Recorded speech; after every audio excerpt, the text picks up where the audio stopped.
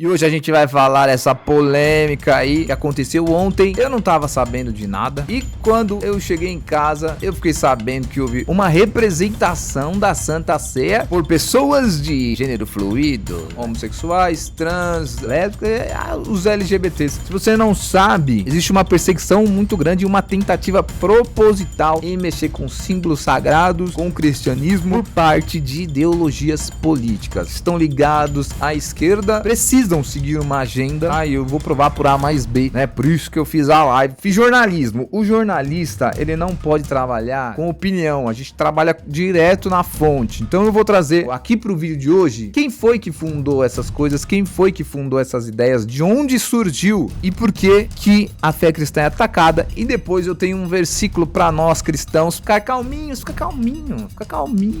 Eu sei que dá revolta, viu? Dá revolta porque é como xingar a mãe. Não xinga a mãe não. Xingou a mãe, o pessoal fica doido. Não xinga minha mãe não, senão nós vamos resolver aí, ó, na queda de braço na mão aí, na pancadaria. E a gente muitas vezes confunde a fé cristã como xingar a mãe. Xingou minha mãe, eu vou querer resolver na pancadaria. Como todos sabem, nós estamos vivendo os últimos dias aqui na Terra. Eu acho isso uma ideia maravilhosa. Para os salvos, isso é uma ideia maravilhosa. Mas para quem não é motivo de se espantar, porque é um terror você ter que encarar a volta de Cristo e ter que pagar a sua vida, né, os seus pecados no inferno. Ó, vou colocar aqui, ó, a imagem na tela. Para quem não sabe, essas figuras aí foram as que encenaram a ceia, numa alusão ao quadro do Leonardo da Vinci. E o pessoal pegou esse quadro e encenou de uma forma que fere os princípios cristãos, as pessoas que têm as suas crenças, e é um escárnio para quem é cristão. E eu vou explicar aqui por que essas fazem esse tipo de coisa. Primeiro vamos começar da origem. Por que precisa acabar com a fé cristã no Ocidente? A gente vive no Ocidente e o Ocidente é fundado pelo cristianismo. As ideias que nós temos são de famílias, valores cristãos, moral, o capitalismo, né? O capitalismo, a turma vai dizer, né, que infelizmente ele faz parte do pacote. Então, na ideia dos pensadores, que pensadores? Esse senhor aqui, ó, nada mais, nada menos que Karl Marx. Esse senhor aí, muito parecido com o Papai Noel do mal. Esse cara revolucionou a história do mundo, tá? Se você entrar numa faculdade hoje de humanas, você provavelmente vai encontrar Karl Marx e outros pensadores que são pensadores voltados para o pensamento político, para a ideologia de esquerda. O que é essa esquerda, direita? De onde vem isso? Vem da Revolução Francesa, gente. Eu não vou aprofundar, a gente ia ter que fazer aqui uma aulinha de história, e eu também não domino tudo, né, de aula de história, mas assim, houve a Revolução Francesa. Uns queriam que ficasse o rei Luís XVI no poder e outros queriam tirá-lo. Então quem sentava à esquerda queria a revolução, quem sentava à direita queria manter as coisas como estavam. A partir daí saiu o termo direita e esquerda. Eles sentavam na assembleia lá. O que é a esquerda e a direita hoje? Existem dois tipos para você definir. Existe o modelo econômico e o modelo dos costumes. Se eu sou uma pessoa de esquerda, provavelmente eu estou defendendo na economia que o Estado dite as regras. O CLT, que a gente tanto, né, gosta, é uma ideia de esquerda, porque o Estado tem mais poder sobre a pessoa. É mais o Estado colocando a mão, fazendo o papel por nós, do que um agente fazendo por nós mesmos. É bem resumidamente, tá? Agora, o que seria uma pessoa de esquerda nas questões do costume? A esquerda vai prezar pela liberdade de orientação sexual. A esquerda vai prezar pela...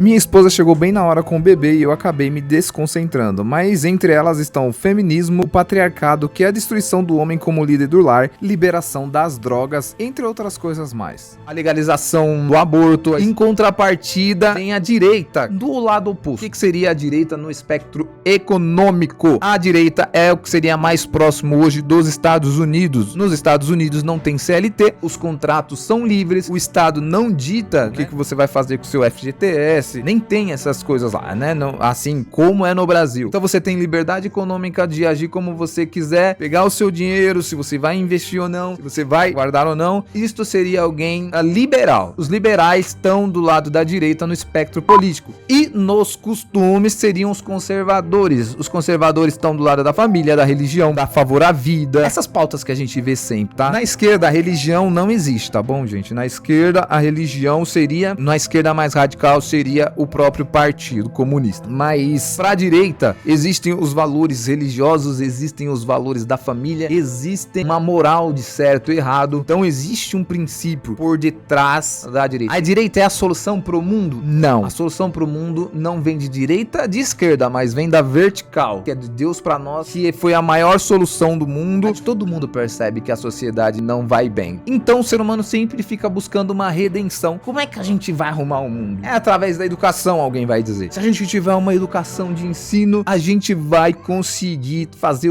do mundo um lugar melhor. Aí o outro vai dizer, não, se as mulheres tomarem o poder, o mundo vai ser um lugar melhor, porque o mundo foi dominado pelos homens machistas e tal. Aí outros vão dizer, não, para o mundo ser um lugar melhor, nós precisamos que os LGBTs, as pessoas gays, tenham mais liberdade na sociedade, eles possam ter mais espaços e tudo mais. Todo mundo sente que o mundo não vai bem. E essa percepção é correta. O mundo não vai bem. O problema do mundo não são as coisas, não são os sistemas econômicos, não são coisas externas, mas internas. A gente pode mudar todo o externo, mas a maldade vai prevalecer dentro do coração, seja você de direita ou de esquerda. Se você não enxerga o mundo na ótica do cristianismo, você vai ignorar essa percepção que é fundamental na hora de você fazer uma construção filosófica, fazer uma construção de uma sociedade. E foi isso que Karl Marx e outros homens fizeram. Tiraram a religião de lado,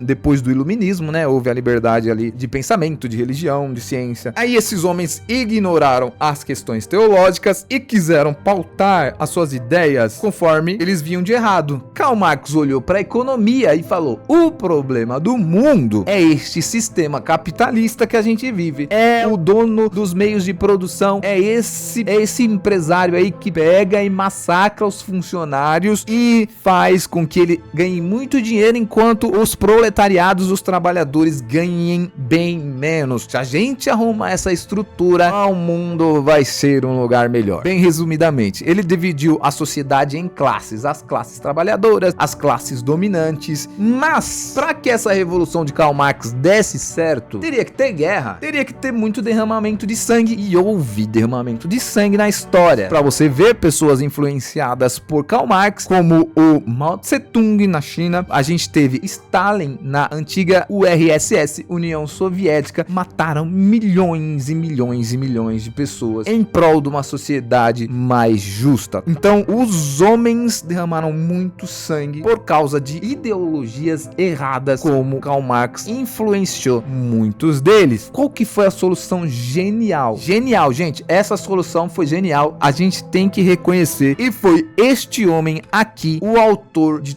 tudo isso que a gente tá vendo. Ele pegou as ideias de Marx, que tinha uma classe dominante e outra que era dominada, oprimida. Você ouve muito essa palavra aí, né? Oprimido. Nós estamos falando dos mais oprimidos, das minorias. Esse homem pegou as ideias de Marx, Antônio Gramsci, e ele começou a analisar e percebeu que os problemas, que a classe dominante, né? Esses homens aí perversos que maltratavam as pessoas, eles dominavam a cultura. Então, a classe dominante dominava a cultura. Se você dominar a cultura, você tem o sistema para você. E aí você consegue mudar o sistema. Enquanto foi genial. Por quê? Porque a cultura envolve música, a cultura envolve arte, a cultura envolve filmes, novelas, a cultura envolve esporte. Todos esses meios envolvem a cultura, tá? Tudo isso tá incluso na cultura. Se você vier devagarzinho, sorrateiramente, você consegue desmantelar este sistema capitalista, porque eles acreditavam que a sociedade, os valores, a religião, a arte, as músicas, tudo isso estavam linkadas ao capitalismo malvadão. Sabe o capitalismo malvadão? O capitalismo que oprime, o chefe chefe que lucra muito mais do que o funcionário. Todo esse sistema tá fundado, toda a cultura tá ligada ao capitalismo. Se a gente tomar a cultura, meu amigo, a gente derruba esse sistema por dentro.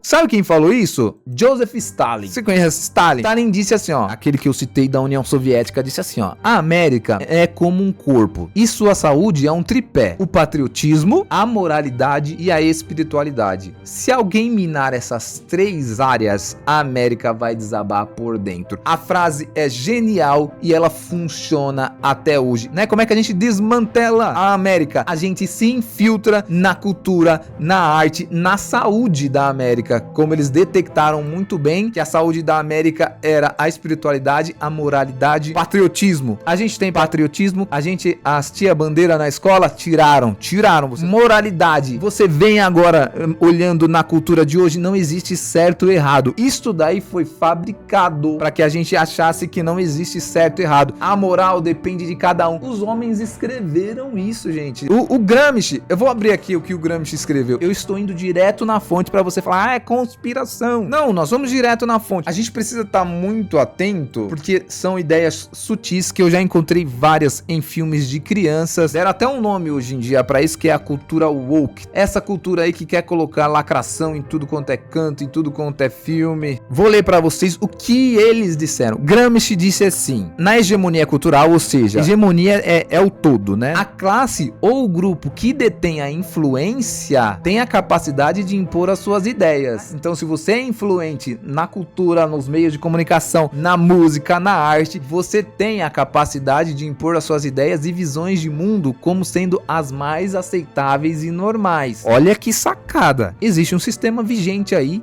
mas ele só existe porque existe um sistema cultural atrás que o sustenta. Então, se a gente pegar aqui e dominar os meios, a gente vai conseguir impor as nossas ideias e visões de mundo como sendo as mais aceitáveis e normais. Isso pode ocorrer através da disseminação de narrativas históricas. A gente mexe na história. Você vai ver aí na escola, se você estuda e tem um filho no ensino médio, eles mexem na história, conta que o Brasil foi invadido por índios, tá? Existem outras versões aí da história do invadido por índios, não. Foi dominada aí por portugueses. Existem outras versões dessa história. Então, se você consegue mexer na história, na produção cultural, nas músicas, nas artes, na educação, na mídia e outras formas de comunicação, o objetivo é fazer com que as ideias e os valores da classe dominante sejam internalizados. Ou seja, se eu sou de esquerda agora, quero que as minhas ideias sejam dominantes, eu domino essas áreas e eu vou internizá-las pela sociedade como um todo, muitas vezes sem questionamento. Olha se isso não é o que está acontecendo. Você vai pegar um jovem hoje, ele tem os pensamentos de esquerda sem questionar. Por quê? Porque ele foi pra escola, ele ouviu o professor falar, ele ouviu as músicas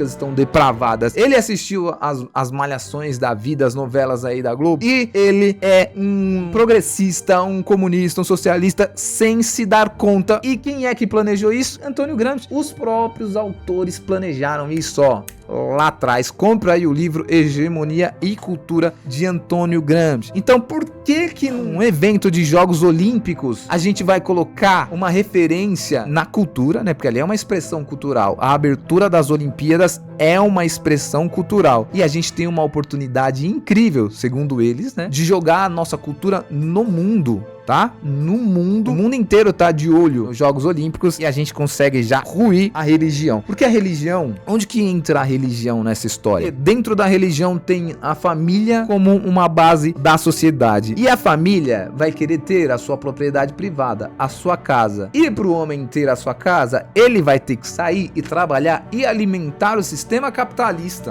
Para ter uma família, ele vai acabar sustentando o capitalismo. Como a gente quer ruir o capitalismo, a gente precisa acabar com a propriedade privada e com o modelo de família, tá bom? A gente acaba com o modelo de família, a gente acaba com essa sociedade de propriedade privada e o capitalismo rui por dentro. Simples assim. Então existe uma tentativa nos meios de comunicação, na arte, né, para fazer uma hegemonia cultural, para que a família seja alterada, o conceito de propriedade privada, né, o movimento do Sem Terra é um exemplo disso, seja alterado, para que os valores da sociedade sejam todos alterados. Então não é algo por acaso, é algo muito bem premeditado por essa turma, entendeu? A gente olha, vê que tem algo errado. Se você é uma pessoa aí, que a gente não tinha tanto acesso, eu nasci em 90, a gente não tinha acesso a tanta informação, a gente consegue ver que quem não era evangélico era um católico não praticante. De uns tempos pra cá, com essa massificação de informação, com os meios de comunicação passando cada vez mais valores errôneos, valores deturpados, novelas exaltando traições, novelas mostrando novos meios de relacionamento. Existe uma música aí que qualquer forma de amor vale a pena e qualquer forma de amor valerá. Gente, é o seguinte, nada contra. Se você quiser ser um homossexual, tudo bem. Mas por que você vai colocar isto em escolas, que era pra gente aprender outras coisas? Por que você vai colocar isto numa abertura de Jogos Olímpicos? Por que existe a necessidade de mudar um modelo tradicional de família? Por que a gente vê essas coisas? Porque tem uma agenda por detrás. Agora nós vamos falar como é que um cristão deve agir. Eu entendo você. Como assim? Xingar o nosso Senhor? Fazer uma chacota com o nosso Jesus que a gente tanto ama, o Deus que a gente tanto, sabe que cuida da gente, dá todo o suporte necessário espiritual. Alguém vem e vilipendia, que fala, vilipendiar, põe em escárnio aí a fé dos outros. Mas assim, gente, é o seguinte, zombaram de Jesus na cara dele. A Bíblia diz que zombaram dele, cuspiram nele, e sabe o que ele fez? Pediu perdão para Deus, porque essas pessoas não sabiam o que estavam fazendo. A gente tem que olhar para essas pessoas e com um olhar de misericórdia. Eu ouvi isso ontem do Iago Martins e eu concordo muito, por causa da passagem que Jesus falou. Eu vou colocar aqui a passagem pra gente ler junto. Essa passagem aqui. O evangelho, ele vem para confrontar a gente, tá? Eu falei na live passada que a gente fica só com coisas boas. E essa passagem é mais uma que serve muito bem para essa situação. Porque Jesus diz assim, ó: vocês ouviram o que foi dito, ame o seu próximo e odeie o seu inimigo. Fácil. Pra gente odiar é fácil. Eu, porém, lhes digo: amem os seus inimigos e orem por quem os persegue. O papel do cristão é pegar estas pessoas aqui e orar por elas. Orar para que elas sejam livres da cegueira espiritual. Orar para que elas possam ter as escamas retiradas dos olhos e verem quão triste é uma situação dessa. Porque eles estão zombando do próprio Criador. Jesus veio ao mundo para salvar pessoas como eles, como nós. O texto segue: desse modo vocês agirão como verdadeiros filhos de Deus, de seu Pai que está no céu, pois ele dá a luz do sol tanto aos maus como a bons, e faz chover tanto sobre justos como injustos. Aqui vem o ápice do texto. Na verdade, todo o texto é maravilhoso. Se amarem apenas aquele que os amam, que recompensa vocês receberão? Gente, amar as pessoas que nos perseguem é uma tarefa que vai contra toda a natureza do homem, a natureza do mundo. Os animais, eles se degradeiam. Se um atiçar o outro, eles saem na briga. Eles vão brigar, eles vão pela natureza tentar tirar satisfação com o outro. Jesus está dizendo assim, ó: se alguém te persegue, se você tem um inimigo, ame-o e ore por ele. Isso aqui é o evangelho no mais puro suco que a gente pode extrair. A gente tem que orar por essas pessoas, que na oração que você fizer hoje, a gente possa lembrar das pessoas que participaram dessa encenação e pedir para que Deus possa abrir os olhos delas, pedir para que Deus possa perdoar os pecados dela, pedir para que pessoas que estão nos perseguindo, pessoas que estão nos insultando, possam chegar ao conhecimento da verdade, assim como nós também chegamos um dia. Que mais que ele vai dizer? Até os cobradores de impostos fazem isso, amam quem os ama. Se cumprimentarem apenas seus amigos, que estão fazendo? O que vocês estão fazendo demais? Até os gentios fazem isso. Portanto, sejam perfeitos como perfeito é seu Pai Celestial. Deus é um Deus de amor. Deus é um Deus de amor. Deus tá pegando essas pessoas aqui, ó. Jesus tá pegando essas pessoas aqui e tá pedindo pra gente ter misericórdia. Tenham misericórdia dessas pessoas. Não é pra gente atacar, que é o nosso instinto, mas tenham misericórdia. Sejam perfeitos como o Pai que está no céu é perfeito. É contracultural. Isso aí é contra a natureza nossa. É contra a natureza nossa a gente pegar pessoas como essa e amar. Mas o nosso Deus é muito amoroso. E a gente tem que aprender com Jesus. A gente é um cristão. A gente tem muito que aprender com Deus. E graças a Deus que Ele é assim. Graças a Deus que Deus nos ama tanto a ponto de pegar pecadores como nós, como eu e você, e Ele vai nos levar para o reino eterno assim que a gente partir dessa vida e quando Ele voltar a estabelecer o reino dele aqui na terra. Olha só que existe um porém aí. Se essas pessoas não chegarem ao arrependimento, não sobrará outra alternativa a não ser a ira de Deus, porque a ira de Deus precisa punir o pecado, mas ainda dá tempo e a gente precisa orar por essas pessoas. Eu separei um outro versículo aqui, ó, e isso aqui vai retratar isso aqui, tá? Esse versículo vai retratar isso aqui. Se o mundo os odeia,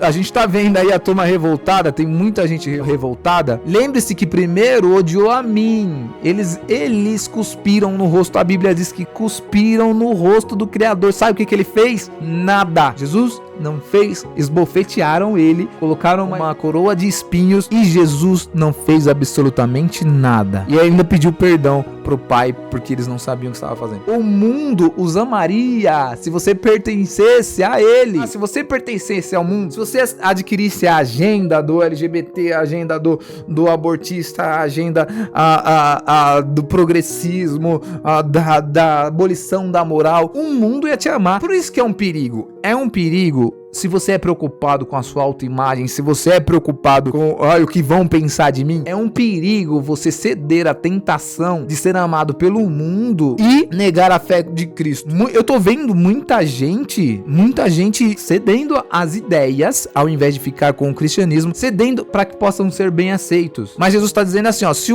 você pertencesse ao mundo, o mundo amaria vocês. Eles amariam a gente, vira um progressista, abandona a sua fé e cai no mundão. Eles vão amar você, mas vocês já não fazem parte do mundo. Eu os escolhi para que não pertençam ao mundo e por isso o mundo odeia vocês. O mundo odeia a gente porque a gente pertence a Cristo. Simples assim. O que a gente fez? Nada. A gente pertence a Cristo, tá? Se você pertence a Cristo, o mundo vai odiar. Você vai vir com seus valores, você vai vir com a sua moral e o mundo vai te odiar por causa disso. Vocês se lembram do que eu disse? O escravo não é maior que o seu senhor. Uma vez que eles me perseguiram, também os perseguirão. E se obedeceram à minha palavra, também obedecerão à sua. Farão isso com vocês? Vão insultar por minha causa, pois rejeitaram aquele que me enviou. Eles não seriam culpados se eu não tivesse vindo nem falado. Agora, porém, não tem desculpa pelo seu pecado. Quem me odeia também odeia o meu Pai. Se eu não tivesse realizado no meio deles sinais que ninguém mais pode realizar, eles não seriam culpados. Agora, porém, viram tudo o que eu fiz e, no entanto, ainda odeiam a mim e meu Pai. Isso cumpre o que está registrado nas Escrituras. Odiaram-me sem motivo. Entendeu, gente? É simples assim. O mundo odeia a gente. Jesus veio, mostrou um caminho. Jesus mostrou que ele é o Filho de Deus. Mostrou um caminho, o correto. Né? Porque Jesus, como ele é o Criador de todas as coisas, ele é o nosso manual de instrução, como viver na terra.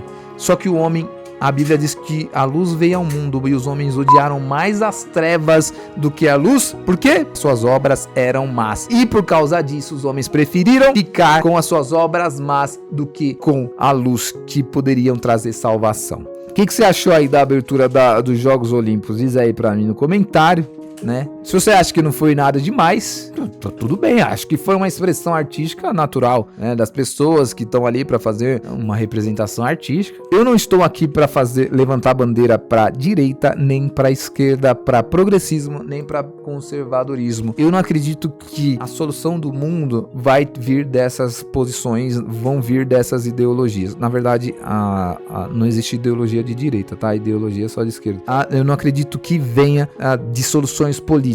O mundo nunca vai ser um lugar melhor. Nunca. O mundo nunca vai ser um lugar melhor porque o problema está dentro e não está fora.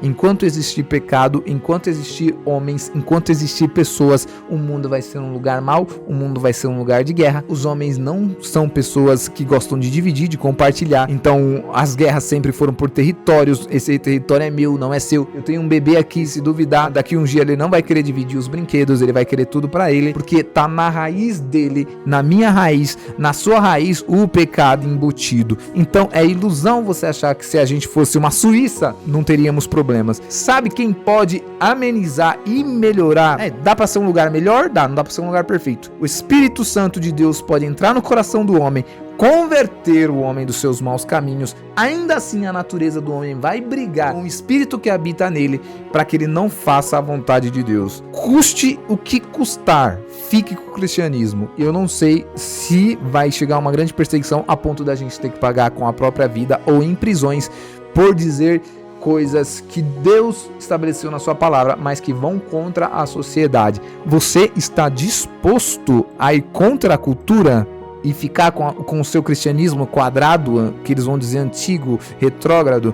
Você está disposto a isso? Porque eu acredito que é isso que vai acontecer. Em pouco tempo, a gente já tem valores tão invertidos. Eu não quero aqui trabalhar com suposições, tá, gente? Mas pelo andar da carruagem, eu não sei não, tá? Se apegue à palavra de Deus, busque a Deus a orientação, senão você vai ser obrigado a ir nas ideias de homens, de filósofos, de professores. Você vai ter que basear a sua vida em alguma visão de mundo. O ser humano, ele é assim. O coração do homem é idólatra, tá? Quem disse isso foi João Calvino. O nosso coração é uma fábrica de ídolos. Se não tiver Jesus lá, vai estar outra coisa. Às vezes você, no seu coração, está um ídolo que é o progressismo. Às vezes no seu coração, o seu ídolo é os seus ideais de esquerda. Às vezes no seu coração, é os seus ideais de direita. E não é Deus que está lá. Você só quer um mundo melhor pelos viés da direita ou da esquerda. Às vezes no seu coração estão outras coisas, mas sempre vai ter alguma coisa no seu coração. Eu fiquei muito tempo também sem entender. Quando eu fui para a universidade, eu fiz comunicação. O jornalismo é uma ferramenta fundamental na sociedade. William Bonner fala para você, vai chover amanhã. E você leva o guarda-chuva pra rua no outro dia. Porque o jornal falou, pandemia. Todo mundo colocou a máscara. E tava certo, tem que colocar mesmo. Mas a influência da mídia era gigante. Logo eu, para ser formado, fui instruído a ser um progressista dentro da universidade. Para você ter uma ideia, passaram para mim uma prova, o documentário era um documentário sobre o PT e as perguntas eram mais nada a ver possível. O que o Lula quis dizer nessa cena tal?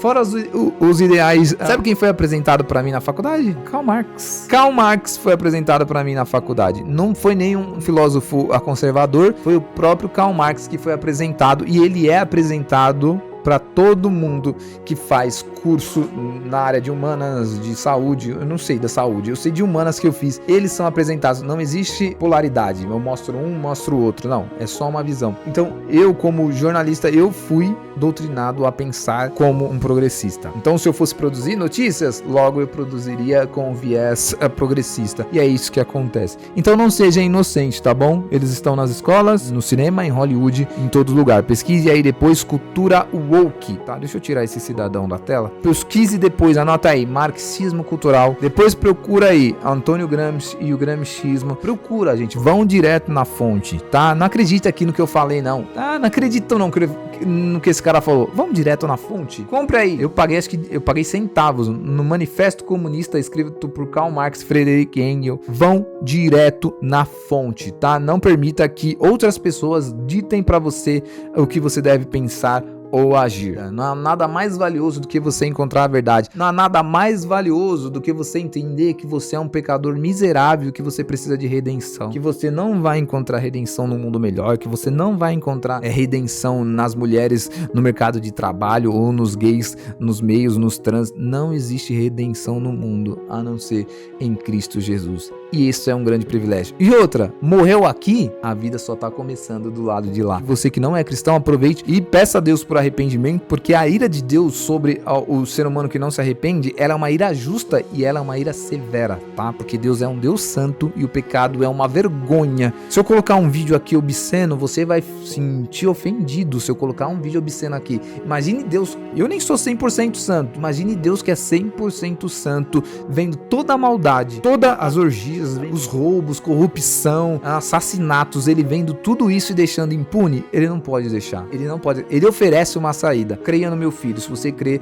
você não está condenado. Aquele que não crê já está condenado. Então se você tá aí perdido, tá sem aí visão de mundo, tá pondo suas esperanças, sua cosmovisão em sistema político, colocando aí chafurdada aí no pecado, arrependimento para você ainda hoje, ó. Jesus ainda não voltou. Ore pelo pessoal que fez a encenação ontem. Ore pelos portas dos fundos. Não peça para que tire do ar. A gente vive num país livre, todo mundo tem que ter liberdade de expressão. Quer fazer encenação com Jesus gay, porta dos fundos? Faça. Mas eu tenho o direito de falar que foi um absurdo. Todo mundo tem o direito de se expressar, tá bom? Não precisa pedir censura, não precisa pedir para que tire do ar. É isso.